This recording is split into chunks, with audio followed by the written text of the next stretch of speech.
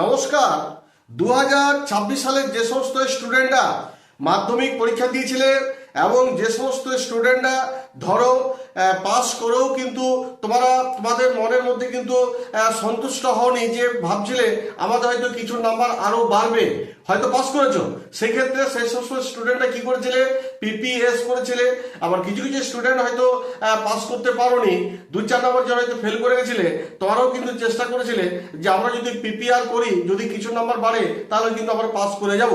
তাহলে তোমরা যে পিপিআর এবং পিপিএস করেছিলে তারই কিন্তু যথাযথ তার রেজাল্ট কিন্তু আগামী কাল অর্থাৎ 16 জুন প্রকাশিত হতে চলেছে, যেটা মধ্যশিক্ষা পর্ষদ থেকে এক ব্রাড নোটিফিকেশন দিয়ে জারি করা হয়েছে।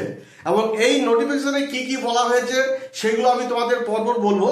যেমন প্রথমত হচ্ছে এই পিপিআর এবং পিপিএস এর এই রেজাল্ট আগামীকাল অর্থাৎ 16 জুন 2026 প্রকাশিত হতে চলেছে।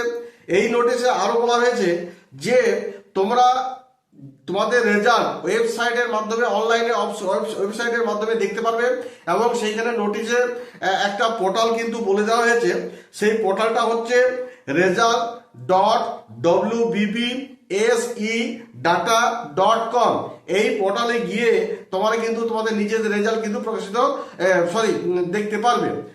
আর নেক্সট হচ্ছে এই রেজাল্ট তোমাদের যে পিপিআর এবং পিপিএস যে রেজাল্ট দেখবে, সেখানে নোটিফিকেশনে বলা হয়েছে যে রোল নাম্বার এবং তোমাদের যে ডেট অফ বার্থ এইগুলো দিয়ে কিন্তু তোমরা দেখে নিতে পারবে।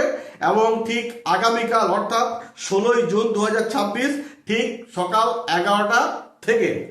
এবার পরের এই নোটিশে আরো বলা হয়েছে যে স্কুল কর্তৃপক্ষ বোর্ডের অফিস থেকে তোমাদের মার্কশিট এবং যে সমস্ত সার্টিফিকেটগুলো সেগুলো কিন্তু ওনারা কালেক্ট করে নেবেন 18 জুন থেকে 25 জুনের মধ্যে।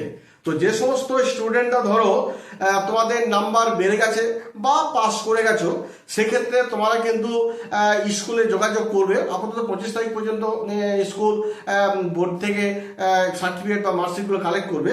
তো যাদের ধরো নাম্বার বেড়ে গেছে বা যারা হয়তো পাস করেছো, তখন তারপরে তোমার স্কুলে গিয়ে দেখা করবে এবং স্কুলে তোমাদের যে পুরনো যে রেজাল্ট কার্ড বা মার্কশিটগুলো আছে এবং যে সার্টিফিকেটগুলো আছে সেইগুলো স্কুলে জমা করবে এবং তার পরিবর্তে কিন্তু তোমাকে নতুন যে রেজাল্ট কার্ড বা সার্টিফিকেট সেগুলো কিন্তু তোমাকে দেওয়া হবে।